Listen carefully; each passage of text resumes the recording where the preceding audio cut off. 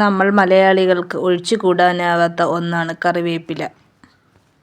നമ്മുടെ എല്ലാവരുടെയും വീട്ടിൽ കാണും കറിവേപ്പില. എന്നാൽ അത് തഴച്ച് വളരുന്നില്ല എന്നതാണ് എല്ലാവരുടെയും പരാതി. ഈ കറിവേപ്പിനെ കൂടാതെ വേറെ 5-6 കറിവേപ്പും എനിക്കുണ്ട്. അതിൽ ഒന്നാണിത്. നേരത്തെ കാണിച്ചതുപോലെ തഴച്ച് വളരുവാൻ ഞാൻ എന്താണ് കൊടുക്കുന്നതെന്ന് നമുക്ക് നോക്കാം.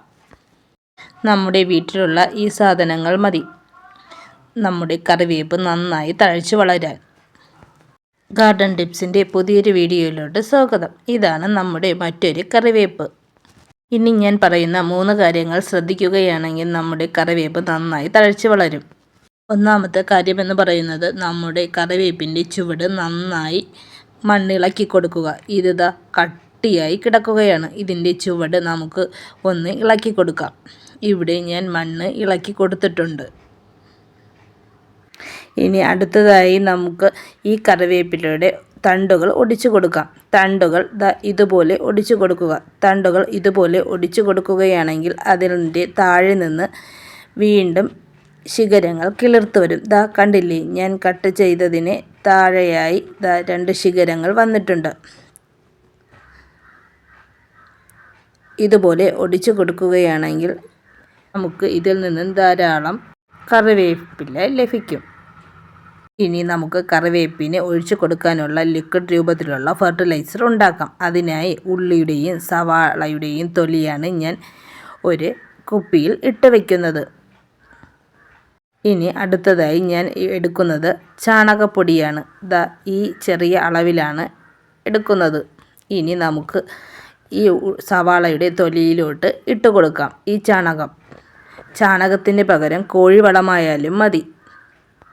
വെള്ളമൊഴിച്ച ശേഷം ഇതിലോട്ട് ഞാൻ നാരങ്ങയുടെ തോടാണ് ഇട്ട് വയ്ക്കുന്നത്. ഇനി നമുക്ക് ഈ പാത്രം അടച്ചു വയ്ക്കാം. നന്നായി ടൈറ്റായ പാത്രത്തിൽ അടച്ചു വയ്ക്കുക. ഇത് കുറഞ്ഞത് ഒരു 5 ദിവസമെങ്കിലും വെച്ചിരിക്കണം.